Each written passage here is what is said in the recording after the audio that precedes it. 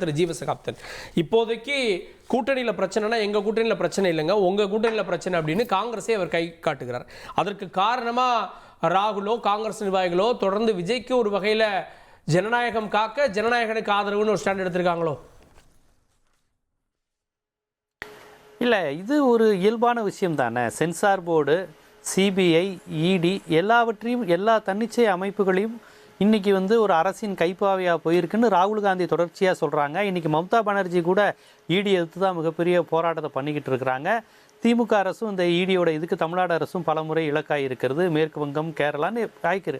அந்த வகையில் censor board மூலமாகவும் இங்கே ஒரு விஷயம் நடக்குது. ஒரு படத்தை பொருத்தமே இல்லாமல் தடை செய்கிறாங்கங்கிறப்ப அது பாஜக தனது கைப்பாவையாக சென்சார் போர்டை வச்சுக்கிட்டு பண்ணுதுங்கிறப்ப ராகுல் காந்தி குரல் கொடுத்துருக்காரு. இதில் ஒன்றும் தவறு இல்லையே. ஒரு கண்ணுக்கு எதிராக ஒரு பாஜக எதேச்சதிகாரமாக தனது அதிகாரத்தை பயன்படுத்துது, ஒன்றுமே இல்லாத விஷயத்தை பூதாகாரப்படுத்தி ஒரு படத்தை நிறுத்தி வைக்குதுங்கிறப்ப அதற்கு குரல் கொடுக்கறதுக்கு அவங்க கூட்டணி கட்சியாக இருக்கணும், ஒரே கட்சியாக இருக்கணுங்கிற அவசியம் இல்லைங்க. அப்படி குரல் கொடுக்குறதுல என்ன தவறு இருக்கிறது? அது ஒன்றும் பிரச்சனை இல்லையே. அதுல என்ன ஆக போகுது? இதையே நம்ம மாணிக்கம் தாக்கூர் உள்ளிட்டவங்க குரல் கொடுத்த அதெல்லாம் ஒரு வாரம் ஆச்சு. ஆனா இப்போ அது 9ஆம் தேதி 8-9ஆம் தேதி நடந்த விவகாரம் அது. ஆனா இப்போ ராகுல் குரல் கொடுத்துட்டு தமிழ்நாட்டுக்கு வர்றாரு, ஏதோ மெசேஜ் சொல்ல விரும்புறாரோ? இல்லை, ஒரு மெசேஜும் இல்லை. அவர் எங்கே யார் பாதிக்கப்பட்டாலும் அவர் குரல் கொடுக்குறாரு. ராகுல் காந்தி மணிப்பூராக இருந்தாலும் குரல் கொடுக்குறாரு, தமிழ்நாடாக இருந்தாலும் குரல் கொடுக்குறாரு. அந்த அடிப்படையில் இந்த பிரச்சனையில் அவர் பாதிக்கப்படுறாங்க அப்படிங்கிற அடிப்படையில் பேசுகிறாங்க. ஆனால் இது ஏதோ விஜய்க்கு குரல் கொடுத்ததால் அவர் விஜய் பக்கம் கூட்டணி வச்சிட்டாருன்னு இந்த ஒரு விவகாரத்தை முடிவு செய்ய முடியாது. ஏன்னா விஜய் இப்போ வரையும் பாஜகவை எதிர்த்து பேசலை. அவருக்காக ராகுல் காந்தி பேசுகிறாங்க, முதலமைச்சர் ட்வீட் போட்டிருக்கிறாங்க, மாணிக் தாக்கூர் பேசுகிறாங்க, மற்ற எல்லாருமே சக நடிகர்கள் பேசுகிறாங்க. ஆனால் அவர் இதுவரை வாய் திறக்கவில்லை என்பது தான் கவனிக்க வேண்டிய விஷயம். இங்கே நம்ம பேச வேண்டிய அரசியலே ஏன் ராகுல் காந்தி வாய் திறந்து பேசியிருக்கிறார் என்பதல்ல. தன்னை நோக்கி ஒரு கத்தி வீசப்படுதுன்னா இதை இவங்க தான் வீசுகிறாங்க, பாஜக தான் என்னை நெருக்குதுன்னு இப்போ கூட வாய் திறக்காத விஜயினுடைய அரசியல் தான் நாம் பேச வேண்டிய கவனிக்க வேண்டிய ஆபத்தான அரசியலை ஒழிய ராகுல் காந்தி பேசியிருப்பது வளமையான ஒரு ஆரோக்கியமான அரசியலாக தான் நான் பார்க்குறேன். அதே நேரத்தில் என்டிஏவுடைய விரிவாக்கம் தீவிரமடைஞ்சிருக்கதா பார்க்கலையா? விரிவாக்கம் அப்படிங்கிறது அது முடிவடைஞ்சிச்சான்னு தெரியல. அமித்ஷா வரதுக்குள்ளே பண்ண சொல்லியிருக்கிறாங்க. அவங்க இப்போ எதிர்பார்க்கறது ஆல்ரெடி அன்புமணி கன்ஃபார்ம் ஆகிருக்கிறாரு, வாசன் இருக்கிறாங்க, வேற யார் இப்போ வர மாதிரி இருக்கிறாங்க? இப்போ ராமதாஸ்ன்னு முடிவு எடுக்கலை.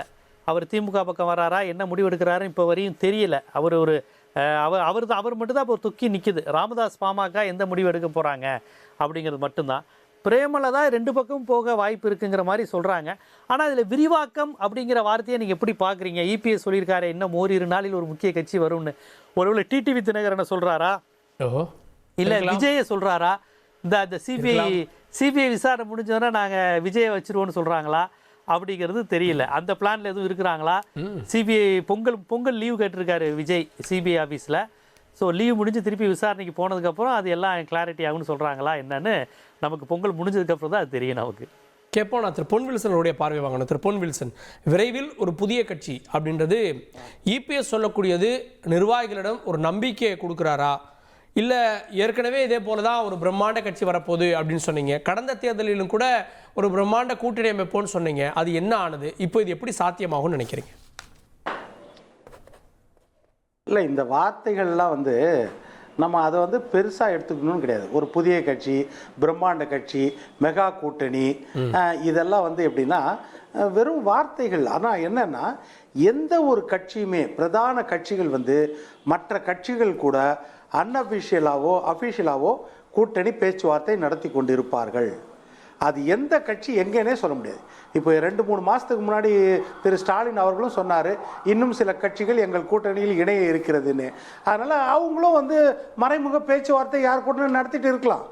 அது சூசகமாக சொல்லப்படலாம் வெளியே, அவ்வளோதான் ஒழிய இப்போ ஐயா பாட்டாளி மக்கள் கட்சி அன்புமணி ஐயா சேர போகிறாருன்னு நம்மளுக்கு ஒரு 4 நாளைக்கு முன்னாடி தெரியுமா? யாருக்கும் தெரியாது. அதனால் ஆனால் பேச்சுவார்த்தை எவ்வளோ நாளாக நடந்துட்டு இருக்கோம் அன்அஃபிஷியலாக. அதனால் இது போல் விஷயங்கள் நடக்கும். ஒரு கட்சி வருது அப்படின்னா அது பேச்சுவார்த்தை ஓரளவுக்கு முன்னேறி இருக்கும். அதை வச்சு அவர் சொல்லியிருக்கலாம். ஆனால் எந்த கட்சின்னு நம்ம கணிக்கவே முடியாது. அதுதான். இன்னொரு பக்கம் பார்த்தீங்கன்னா கூட்டணி, எந்த கூட்டணி சொல்லுங்க. கூட்டணி எந்த கூட்டணி ஸ்ட்ராங்கா இருக்குது, எந்த கூட்டணி பலமா இருக்குது அப்படின்னு நீங்க பாத்தீங்கன்னா, கூட்டணின்றது வெறும் பலத்திற்காக மட்டும் கிடையாது. திமுக அதிமுக பிரதான கட்சிகள் மிக வலுவாக இருக்கிறது. அதாவது நீங்க எத்தனை கட்சிகள் இருக்குது என்பதை விட எத்தனை செல்வாக்கான கட்சிகள் இருக்குது கூட்டணியில, அதாவது குவான்டிட்டியா இல்ல குவாலிட்டியா அப்படின்றது தான் முக்கியம் போது, நீங்க நம்பர் ஆஃப் கட்சிகள் இத்தனை கட்சிகள் இருக்கிறது இங்க வந்து கம்மியா இருக்குது இது கிடையாது. நான் திமுக கூட்டணியில இப்ப கேட்கிறேன், திமுக கூட்டணியில இரட்டை இலக்கத்தில் ஓட்டு பெற்ற ஒரு கட்சியை சொல்லுங்க திமுக தவிர. ஏதாவது ஒரு கட்சி டபுள் டிஜிட்ல ஓட்டு வாங்கின கட்சி அந்த கூட்டணியில இருக்கிறாங்களா? இல்ல. அதே மாதிரி காங்கிரஸை தவிர டபுள் டிஜிட்ல சீட்டு வாங்கின கட்சி அங்க இருக்குதா? கிடையாது. ஆனால் இப்ப நீங்க அதிமுக கூட்டணியில எடுத்துக்கிட்டீங்கன்னா டபுள் டிஜிட்ல ஓட்டு வாங்கின கட்சி பிஜேபி. 15 ஆண்டுகளாக மத்தியில் ஆட்சியில் இருக்கிறாங்க, டபுள் டிஜிட்ல ஓட்டு வாங்கியிருக்காங்க. டபுள் டிஜிட்ல சீட்டு வாங்கின கட்சினா கடந்த காலங்களில் பிஜேபியும் வாங்கியிருக்குது, பாட்டாளி மக்கள் கட்சியும் வாங்கியிருக்குது இவங்ககிட்ட. அப்படி இருக்கும்போது செல்வாக்கு வந்து இங்க அதிகம், அதை பார்க்கணும். ஆனால் கூட்டணி மட்டுமே ஒரு வெற்றியை நிர்ணயிக்குமானா அப்படி கிடையாது. தமிழ்நாட்டை பொறுத்த வரைக்கும் இந்த ஆட்சி மேலே இருக்கிற அதிருப்தி வந்து சூறாவளி போல இன்றைக்கு மக்கள் மத்தியில் இருக்குது எல்லா விதத்திலையும். அப்போ அந்த எதிர்ப்பாலேயே அறுவடை செய்யக்கூடிய இடத்துல யார் இருக்கிறா அதுதான் முக்கியம். இன்னொரு பக்கம் கூட்டணியில் அதிருப்தி இருக்குதா திருப்தி இருக்குதா அப்படின்னு நீங்க கேட்குறீங்க. இப்போ திமுக கூட்டணியில் இருக்கிற அதிருப்திகள், இப்போ நம்ம இதேதுல்லாவதோ ஓபிஎஸ்லேருந்து எல்லாரையும் சொன்னார். இப்போ திமுக கூட்டணியில் காங்கிரஸ் வந்து சரி பாதியாக கீழ்மட்டம் வரைக்கும் என்ன எண்ணம்னா நம்ம வந்து விஜய் கூட போகணும் அந்த எண்ணத்தில் இருக்கிறாங்க.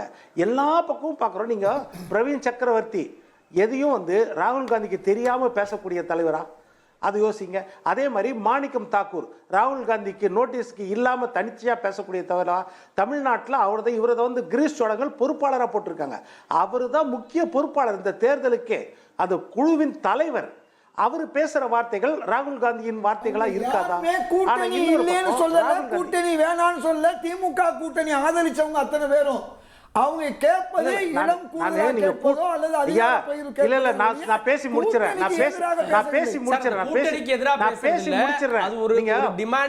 நான் என்ன சொல்றேன் ஐயா, நான் என்ன சொல்றேன், நீங்க இன்னும் 50 வருஷத்துக்கு கூட கூட்டணியில இருங்க, நான் வேண்டானே சொல்லல. ஏன்னா அதனால பிரிஞ்சு வரணும்னு சொல்லல. அதிருப்தி அங்க இருக்குதான்றது கேட்கிறேன். அதற்கு குரல் கொடுக்காத ராகுல் காந்தி கீழ்மட்ட தொண்டர்கள் வரைக்கும் இன்னைக்கு குழப்பத்தில் இருக்கிறாங்கல்ல. ஆனா அதற்காக பதில் சொல்லாத ராகுல் காந்தி ஜனநாயகன் படத்திற்கு சப்போர்ட் பண்றாரு, ஆதரிக்கிறார். அப்ப பாத்தீங்களா அந்த குரல் நியாயமானது தானே சார்? ஏன் குரல் கொடுக்கணும்? ஏற்கனவே அவர் ராகுல் காந்தி 5 பேரை அனுப்பிச்சு இருங்க. நான் பேசி முடிக்கிறேன் சார். நீங்க நடுநடுவே பேசினா பலவீனமா இருக்கிறீங்கன்னு அர்த்தம். நான் பேசி முடிக்கிறேன் வெளியேந்து. நான் என்ன சொல்றேன், அதே மாதிரி கள்ளக்குறிச்சிக்கு ஐயா ஐயா நல்ல நீங்க சரியான தகவல் தான் சொல்றீங்க, நான் மட்டும்தான் தவறான தகவல் சொல்றேன். ரைட்டா? அதனால நான் சொல்றேன், கள்ளக்குறிச்சிக்கு ராகுல் காந்தி எவ்வளவு குரல் கொடுத்தாரு தெரியுமா? 67 பேர் மரணம், எவ்வளவு குரல் கொடுத்தாரு. வேங்கை வயல்ல மலம் கலந்தார்கள், எவ்வளவு குரல் கொடுத்தாரு. 25வது மரணம். நான் என்ன கேக்குறேன் ஐயா, நீங்க இப்ப ராகுல் காந்தியை பற்றி பேசுறீங்களா மோடியை பற்றி பேசுறீங்களா? உங்களுக்கு தலைவர் ராகுல் காந்தியா மோடியா? இப்ப நீங்க தான் சொன்னீங்க சார். நான் என்ன கேக்குறேன், ராகுல் காந்தி சார், நீங்க தான் ராகுல் காந்தி ஜனநாயகத்துக்கு குரல் கொடுத்தாரு, அவர் வந்து எல்லா மக்களுக்கும் குரல் கொடுப்பாரு அப்படின்னு நீங்க சொன்னீங்கல்ல. அப்ப தமிழ்நாட்டில் நான் இதை தான் கேட்கிறேன். நான் அஜித்குமார் மரணத்திற்கு என்ன குரல் கொடுத்தாரு? அதே மாதிரி அண்ணா பல்கலைக்கழக மாணவி பாலியல் வன்கொடுமை வழக்கு என்ன குரல் கொடுத்தாரு? இப்ப இதெல்லாம் இருக்குது இல்ல, ஜனநாயகத்திற்கு குரல் கொடுக்கிறவர். இந்த ஜனநாயக ஒரு அகில இந்திய தலைவர் அந்த ஊருக்கு என்ன குரல் கொடுத்தாரு, இந்த ஊருக்கு என்ன குரல் கொடுத்தாரு? அவரு கரெக்டா தானே கேக்குறாரு. சினிமாக்கு நீங்க வரவங்க இந்த விஷயத்துக்குலாம் ஏன் கொடுக்கலன்னு தானே கேக்குறாரு. நீங்க செலக்டிவா குரல் கொடுக்கறீங்க. அப்படி செலக்டிவா குரல் கொடுக்கறீங்கன்னா உங்களுக்கு ஏதோ ஒரு நோக்கம் இருக்கு. எண்ணம் என்னவா இருக்குது? எல்லாத்துக்கும் குரல் கொடுக்கறதுனா பரவாயில்லை. எண்ணம் என்னவா இருக்கு? பெரிய விஷயம் இருக்கு, சின்ன விஷயம் இருக்கு. இப்ப தாயா குழந்தையான்னு பாப்பாங்க. இப்ப நான் என்ன சொல்றேன், பல விஷயங்கள் மற்றதெல்லாம் அதாவது இதேதுல்லா சொல்றாரு. நான் சொன்ன இதேதுல்லா என்ன சொல்றாருன்னா, இல்ல சார், இதயதுல்லா பேசுறதா நான் பேச விட மாட்டேங்க சார். இல்ல, இல்ல, இல்ல. இதயதுல்லா நான் பேச விட மாட்டேன். இந்த மாதிரி பேசினாரு. நான் என்ன சொல்றேன், மற்றதெல்லாம் சின்ன பிரச்சனைன்றாரு. அதாவது ஜனநாயகம் தான் பெரிய பிரச்சனைன்றாரு. நான் சொன்ன மற்ற பிரச்சனை சின்ன பிரச்சனை. எவ்வளவு பெரிய பிரச்சனை சொன்னப்போ அந்த விஷயங்களுக்கு ராகுல் காந்தி குரல் கொடுக்கறேன்றது நான் சொல்றேன். நான் என்ன சொல்றேன்னா, அப்ப ராகுல் காந்தியும் ஒரு எண்ணத்துல இருக்காரு, ஏதோ ஒரு எண்ணத்துல இருக்காரு. ஒருவேளை இங்க மரியாதை இல்லை, இங்க திருப்தி இல்லை. என்ன சொல்றேன்னா, காங்கிரஸை இன்னும் நான் சாதாரணமா நினைக்கல சார். காங்கிரஸ் இதை இன்னைக்கு நேத்து பண்ணுதா சார்? சார், காங்கிரஸ் இதை இன்னைக்கு நேத்து பண்ணுதா? எல்லா தேர்தலின் போதும் முரண்டு பிடிப்பாங்க. நல்லாதான் இருந்தாங்க. பீகார்ல ஒண்ணா அண்ணன் தம்பி மாதிரி எலெக்ஷன் டேத்துல முதலமைச்சர் வேட்பாளரை அறிவிக்க மாட்டேன்ட்டாங்க.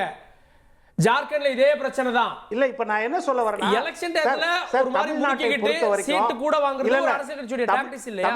இல்ல இல்ல, அது நல்ல டாக்டிக்ஸ்ன்றீங்களா? அந்த மாதிரி முரட்டுது. அப்ப நீங்க காங்கிரஸ் தவறா நினைக்கிறோமா? அப்படி கிடையாது. அவங்க உரிமையை கேட்கறாங்க சார். நான் எதை சொல்ல வரேன்னா, புரட்சித் தலைவர் எம்ஜிஆர் தான் கன்சிக்யூட்டிவா 3 முறை ஜெயிச்சாரு. அதற்கு முன்னாடி காங்கிரஸ் தமிழ்நாட்டை 3 முறை ஆண்டு இருக்கிறது தொடர்ந்து. 1952, 57, 62 3 முறை கூட்டணியே இல்லாமல் தனியாக நின்று தமிழ்நாட்டை ஆட்சி செய்த கட்சி காங்கிரஸ். அதை யோசிங்க. 1952ல 151 இடங்கள்ல ஜெயிச்சாங்க. அன்னைக்கு 205 எம்எல்ஏக்கள் தான், 234 கிடையாது. 205 எம்எல்ஏக்கள் இருக்கும்போது 151 இடத்துல ஜெயிச்ச கட்சி காங்கிரஸ். 67க்கு பிறகு இன்றைக்கு வரைக்கும் ஆட்சி கட்டளை உட்கார முடியல. இன்றைக்கு 15 சீட்டு, 10 சீட்டு, 15 சீட்டுக்கு போராட வேண்டிய நிலைமையில காங்கிரஸ் இருக்குதுன்னா, அப்போ இந்த நேரத்தில் கூட அவங்க உரிமையை கேட்கறதுக்கு அவங்களுக்கு முழு தகுதி இருக்குது. அதைத்தான் நான் சொல்ல வரேன். கேட்போம். அதனால மற்ற கட்சி மாதிரி கிடையாது, அவங்களுக்கு முழு தகுதி இருக்கிறது. சரி, கேட்போம்.